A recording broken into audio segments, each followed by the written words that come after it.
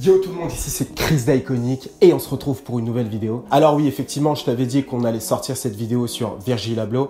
Alors pour être honnête, c'était un iChronic, donc une iChronic plutôt. Bref, je voulais juste revenir en fait sur les deux dernières collections qu'il a sorties, donc celle avec Louis Vuitton et aussi celle avec Off-White, et donner mon avis et voir ce qu'il y avait vraiment d'intéressant en les décortiquant, comme toujours.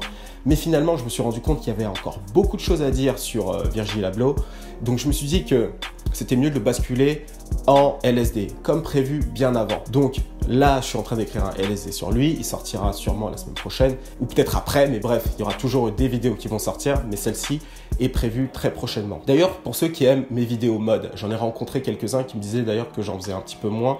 Oui, effectivement, parce que mon audience a l'air plus orientée sur le hip-hop, forcément, mais j'ai toujours envie d'être versatile. J'ai prévu plein d'autres vidéos mode, bien sûr, sur Kif, sur Fear of God. Et ceux qui veulent des vidéos mode, surtout, n'hésitez pas à me les proposer en commentaire, parce que vous n'êtes pas énormément à me proposer des choses aussi. Et forcément, je m'oriente aussi sur le souhait de mon audience. Donc voilà. En dehors de ça, à la fin de la vidéo, j'ai une petite annonce à vous faire. Je vous en ai un petit peu parlé dans la vidéo de Drake. D'ailleurs, ceux qui n'ont pas vu la vidéo de Drake, allez la voir. Et donc voilà, je vous expliquerai un petit peu plus quelle est l'idée. Alors, revenons au sujet actuel. Pourquoi Will Smith aujourd'hui est devenu YouTuber et Instagrammeur? Le 14 décembre 2017, Will Smith poste sa toute première photo sur Instagram. C'était donc lorsqu'il était sur le show de Ellen DeGeneres. Et quelques jours plus tard, il lance sa toute première vidéo sur YouTube, qui est donc un vlog lors de la promotion de son film Bright avec Netflix. Alors pourquoi un acteur aussi établi que Will Smith décide de se lancer sur Instagram et YouTube? Parce qu'en réalité, il n'en a pas besoin. Il a une société de production qui cartonne.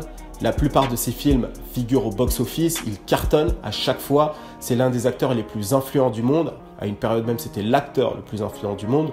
Donc, il n'a absolument pas besoin des réseaux sociaux pour exister. Et pourtant, il a décidé d'aller à fond sur Instagram et YouTube. Tout simplement parce que Will Smith a l'intention d'exister encore pour les 20 prochaines années. Actuellement, il a 49 ans. Donc, dans 20 ans, il aura quoi à peu près 70 ans. Et il faut savoir qu'aujourd'hui, Morgan Freeman a 81 ans et continue à faire des films. Donc, s'il veut continuer à exister, il a intérêt à s'adapter aux nouveaux outils. It's like with social media, the beauty of that for me is the short form content, you know, so that's really given me the opportunity to find my new voice. Like I'm burning again. Creatively, and I have outlets that I never had before. Pour les célébrités qui étaient déjà là, dans le premier monde, ce que j'appelle le premier monde, c'est celui des années 90 et des années 2000, où tu étais une célébrité, tu cultivais donc le mystère, on te voyait très peu, à part dans les films que tu sortais, ou dans les interviews, ou dans les magazines. Sinon, à part ça, on te voyait jamais. Ah si, peut-être quand les paparazzis te prenaient en photo et tu figurais donc dans les magazines People. Ces magazines People d'ailleurs se vendaient très bien grâce à ça. Mais aujourd'hui, quand tu es une célébrité, tu dois être présent tous les jours. Parce que l'attention des gens est tellement partout que tu dois produire du contenu sur les réseaux sociaux pour continuer à exister pour tes fans et pour les gens qui apprécient ce que tu fais. Parce qu'ils peuvent très facilement passer à autre chose. Aussi, autre chose importante, les réseaux sociaux peuvent permettre à un acteur du premier monde, entre guillemets, de pouvoir toucher une nouvelle audience. Will Smith, je l'ai connu moi avec Men in Black et Prince de Bel-Air dans les années 90. Je dois avoir 7 ans. Oh, ce qu'il est merdique son déguisement, celui-là c'est évident, il en est. Si ça te plaît pas, tu peux aller te faire foutre, pauvre truffe.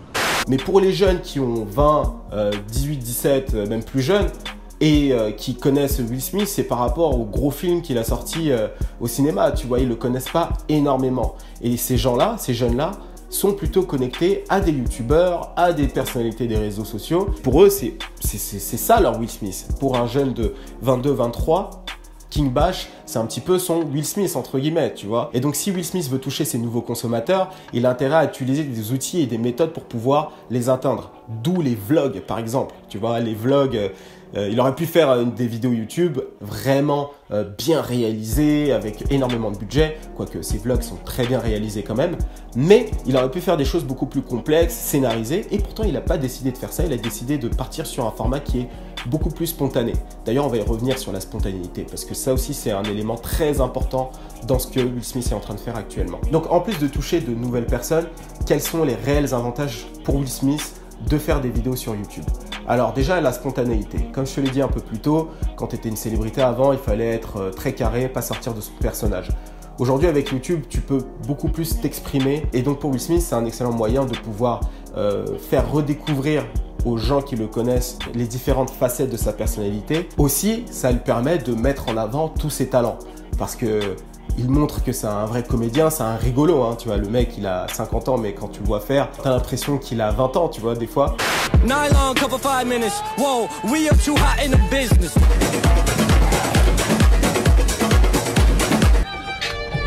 My mouth and my nose is already covered.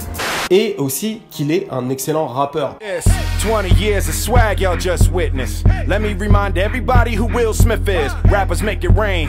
Let their money hit you. If I throw my money up, shit, I'd probably kill a stripper. Parce que ce que la plupart des gens ne savent pas, c'est que Will Smith est arrivé dans l'industrie de l'entertainment par la musique. C'était The French Prince avec Jazzy Jeff.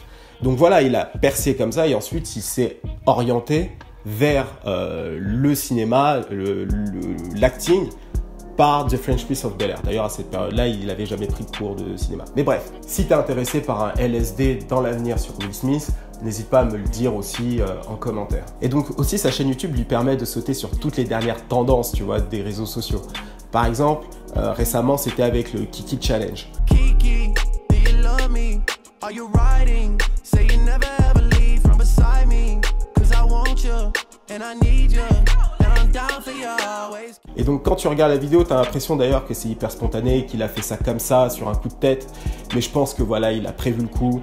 Il est sûrement allé demander les autorisations à la ville. Parce que dans la vidéo, il te fait croire que c'est illégal. Mais je pense qu'il a dû faire ce qu'il fallait pour ne pas être dans l'illégalité. Il faut pas déconner, ne prends pas pour des cons. Hein. Ouais, bon. Bye bye. Et ce qui est vraiment bien avec Will Smith, c'est qu'il n'a pas hésité à détruire le mythe de l'acteur inaccessible pour se transformer en personnage hyper attachant. Et quand tu regardes au niveau de sa famille, tu te rends compte qu'ils ont tous plus ou moins suivi le truc. Déjà, sa femme, Jada Pinkett, a lancé un show sur Facebook avec sa mère et sa fille. Donc c'est un espèce de show intergénérationnel sur lequel elle parle de différents sujets comme le sexe, les relations de couple, la vie en général. Et le show cartonne aussi. Et donc voilà, donc tu as le père, la mère, la fille, la grand-mère. Ah oui, et puis il y a Jaden Smith qui a lancé son album en intégralité sur son compte Instagram. Si tu regardes d'autres célébrités, je pense notamment à Kevin Hart, lui aussi a pris ce virage-là, mais de façon beaucoup plus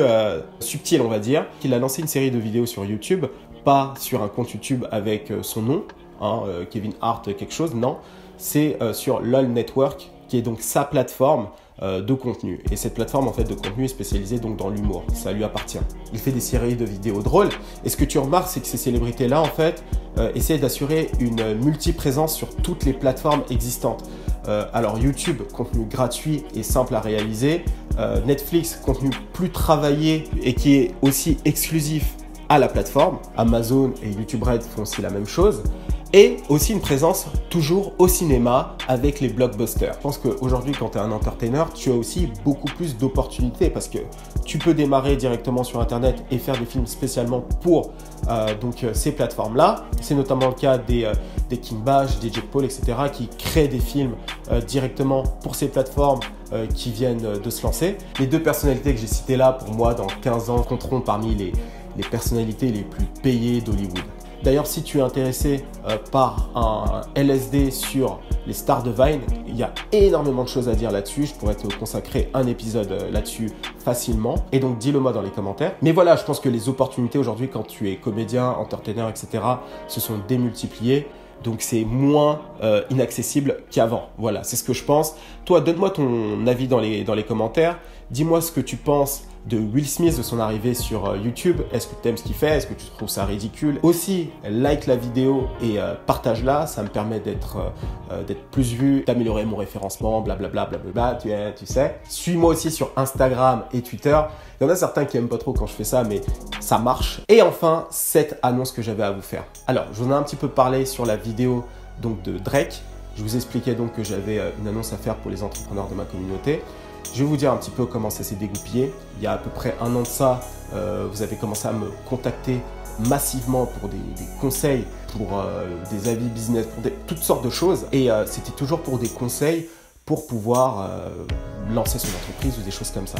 Et moi, en fait, de mon côté, il y a des choses qui ont plutôt bien marché pour moi.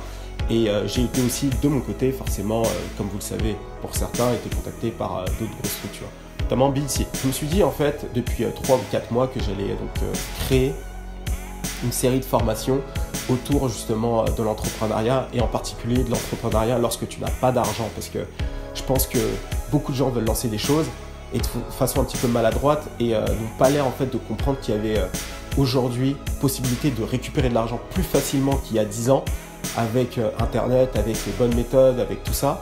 Et je me suis dit en fait que j'allais créer une série de formations autour de ça.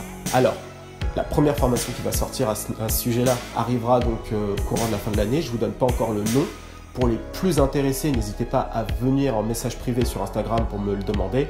Pas obligé de me suivre, hein, mais si vous me suivez, c'est encore plus cool parce que vous serez au courant de tout ce qui se fait. Mais bref, voilà, je vous donnerai le nom. Et je ferai aussi en parallèle de ça une série de workshops parce que c'est bien de lancer des formations, mais je pense que ce qui peut être aussi intéressant, c'est d'aller à la rencontre des gens qui ont acheté cette formation, parce que oui, elle sera payante. Et à partir de là, voilà, échanger avec les personnes, donner des conseils en live, etc. etc. L'idée, voilà, c'est d'aider les gens, parce que c'est vrai que dans mes vidéos, je donne beaucoup de conseils, etc. J'analyse beaucoup pour les gens et je essaie de donner un maximum d'informations. Mais je pense aussi que c'est bien de créer un lien beaucoup plus étroit avec la communauté. Et c'est très lié avec le projet de forum sur lequel je travaille et le reste. Bon bref, j'en dis pas plus. Si tu es intéressé, fais-le moi aussi savoir dans les commentaires, etc. Ça va m'encourager à travailler plus vite là-dessus. Et bien sûr, à la fin de l'année, j'aurai d'autres conférences et je vous tiendrai au courant. J'en ai une normalement prévue courant octobre et peut-être une deuxième aussi, je suis en train de voir. Et ce sera surtout en 2019 que j'en ferai beaucoup plus. Bref, j'ai beaucoup parlé. Merci encore. Et moi, je te dis à très vite. C'était Chris d'Iconic pour vous servir. Cheers! C'est les vendredis, hein. Vendredi soir, même si je suis en retard, surveille ma chaîne. Vendredi soir que j'envoie les vidéos. Cheers!